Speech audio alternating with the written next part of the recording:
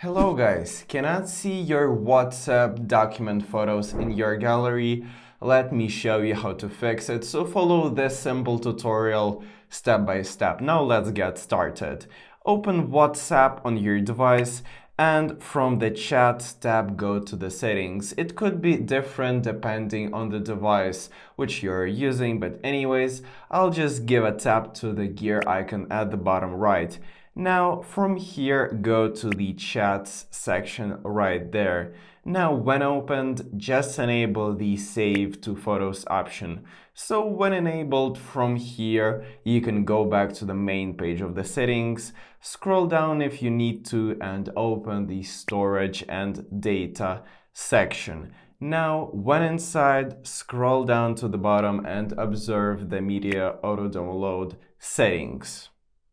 So as you can see, the documents are set for off, means that they will never automatically download and you will have to download them manually. So to change it, just go into the settings of the documents and set it for example, for Wi-Fi or Wi-Fi and cellular data.